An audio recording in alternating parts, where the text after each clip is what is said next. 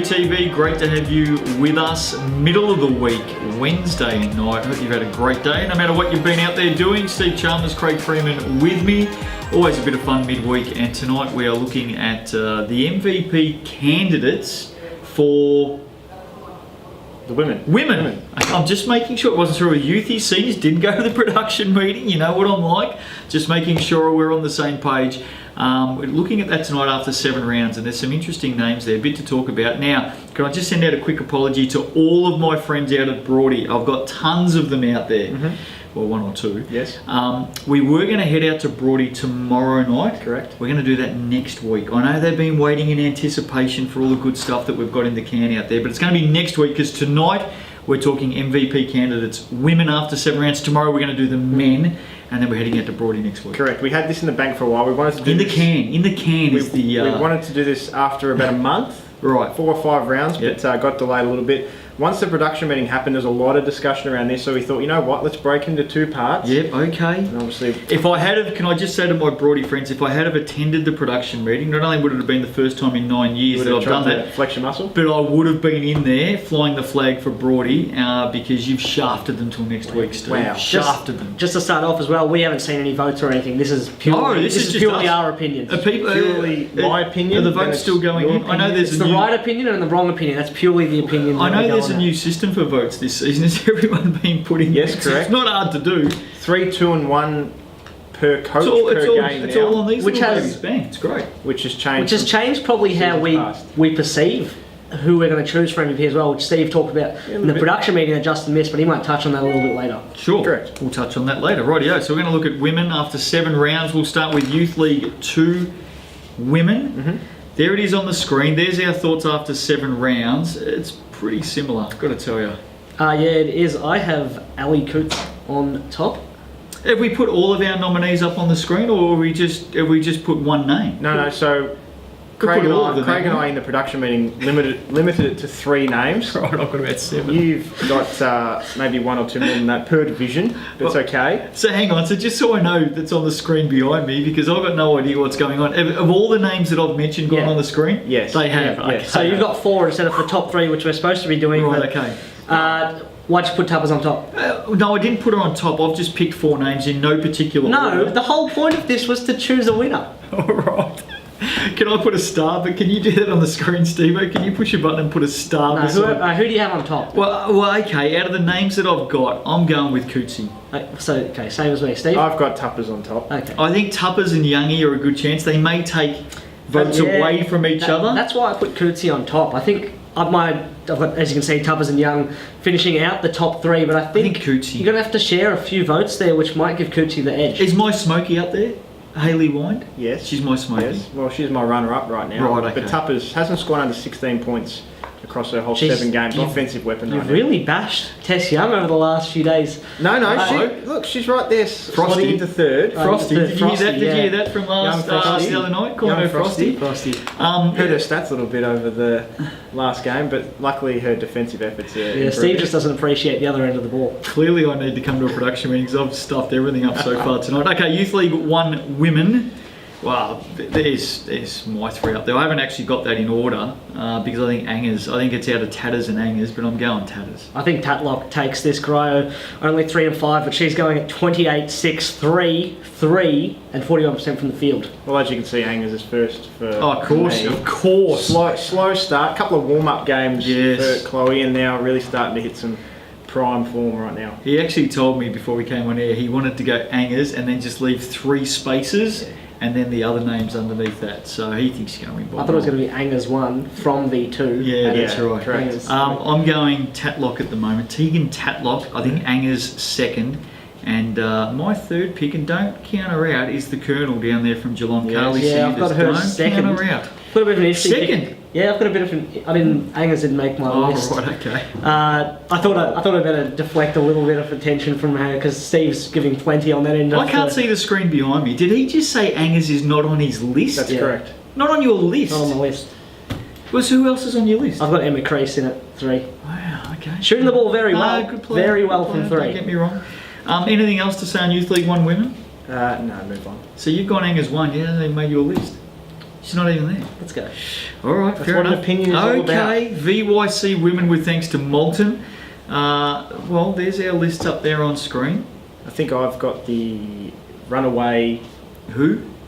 I haven't seen your notes. Who you gone for? Well, I've got Danielle O'Toole on top from Bendigo. Wow. I think it's a little bit different to what you two Don't have her on my I list. don't know if she's even on my list. 15 points per game, 7 rebounds, gets steals as well. Has a big impact off the bench at times for the Braves. I think she'll Off be the polling well for the Braves. right Okay. now. I've gone Rachel Watson. The board banger. 11 and 13, shoots it at 51% from the field, a couple of blocks, ring with an 8 and 1, which always helps. I think if you're winning a lot of games and she's putting up a double-double most games, you're going to get a lot of votes. Board banger's made my list, by the way. I think Grace Beasley, if she plays enough games, Yep. I think she's played that's four. she's at only the played moment. 4 at the moment. She's That was played what enough left her off. games. Look out, she will be a late dash to the line. Zoe Cransberg out there at Melbourne. She's I've got Heavenly She Valenti from Melbourne on my list, very actually. good, but no Zoe Cransberg. No Cransberg. Wow. Yeah, I got Cransberg in second. She's got to missed a couple of games earlier though, so she's got to play some games as well. I've also got Eliana Bravington from Knox. I think she's another good player. Jessica Rarity from Altona. Yeah, no, it's a rare view. Listen, D2 women. I've gone with just the one name, by the way. It's a bit harsh, which is quite harsh. Well, I'm sure that there's other talent out there in D2 women, but I've gone the one name because I am that certain. And Brianna O'Connor, by the way, has moved to Div 1 women, so she would have been on the list. Mate, this is a laydown. It's done. Yeah, Collingwood 5 and 3, and Jada Bugs going at 21, 17 and 4. If she does not win the MVP, just walk away. Give it away. Look, I think it's pretty convincing, but I think there's one name as well that will be polling extremely well come the end of the season. Rachel Jeffrey from the Bushies. Bushies, yes. Okay. Been a real standout up there. Yes. Nearly 16 points per game, 8.5 rebounds, 3.3 assists. How about Craig Ewan going Polar, at 6 and 0 right now, and Nicole Cameron's going at 16, 10 and 3, so that should have to be polling well. Yep. So do you give those two a chance against Jada Bugs? No, I think right now it's Bugs, then Daylight. Right, okay. Daylight doesn't play D2. No, I know that. I know that. Playing state champ now, very Daylight, good. I hear. Daylight. D1 women. Look, I This think is a tough one, actually. Yeah, well, I don't think it is a tough one. I think there's three names that absolutely stand out from the pack, Craig. So who have you got on top? I'm going to go with Gassion on top. Yep, ahead same. of Power and Wormold. So I think in a vacuum I'd probably have Gassion and Power 1 and 2, but I think there's not enough votes to make them both 1 and 2, which has slid Power down to 3 for me. Okay, fair And I've got a bit of a smoky Jade Melbourne in at 2. Oh, very good. I like Jade Melbourne, don't get me wrong. I'm the same. I've got a big apology to Vanessa Power because I think she slides in at 4 for myself. Wow. Similar thinking to Craig, there's not enough votes to go around. And She's only got to get a 2 to Gassion's 3 by every coach and captain in correct, she's own. Correct, but I think these other two players will be getting 3s. Wow. In a hotly contested So no Power in the competition. final 3. Gun with a gun. Amy Wormold and Jade Melbourne round out my 3. Jade Melbourne was just outside those top 3 for me. Very good player. Gee, she's torn it up so far. She's great young talent, no doubt about that. Let's go to state champ women to round it out for a Wednesday night, and I've gone with the lazy 4 on the list. Lazy. I could have written 5, 6. Well, okay, I then held give us back. your 3 in order. Well, I could have written 4 because there was an apology. Desi Ramos was my apology. Missed out. But my apology as well. Made my 4, by the way. Right now, there's 2 I believe that's clear standout. Jazz Shelley is in some ripping form for the Sharks. Number 1. The other one obviously needs some games into her due to injury, but Rebecca Ott is playing some of the best basketball of her career right now. I've gone Jazz Shelley 1, Beck Ott 2, Desi Ramos 3, Orla O'Reilly 4. Well, we're only doing a 3, so let's... Oh, okay. So I've got didn't get the Jazz Shelley 1, yes. Beckott 2, and Kelly Bowen 3. Oh, Kelly Bowen. Who is, I think, had a terrific start to the season. It's a good point, Craig. and really steadied the ship for Waverley, especially when Tegan wasn't there at the start of the year. Maybe she slots into my 5, but there you go. So is that it?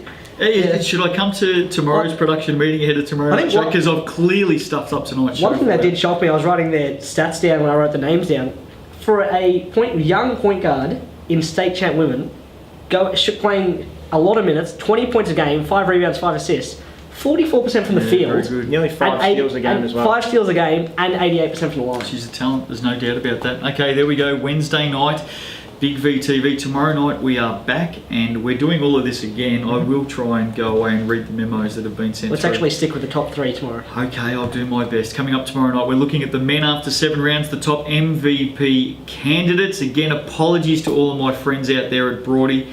We're going to shine the spotlight on you guys next week on the show. For now, though, have a great night. We'll be back here at 5:30 to talk more basketball tomorrow night on Big VTV. See you then.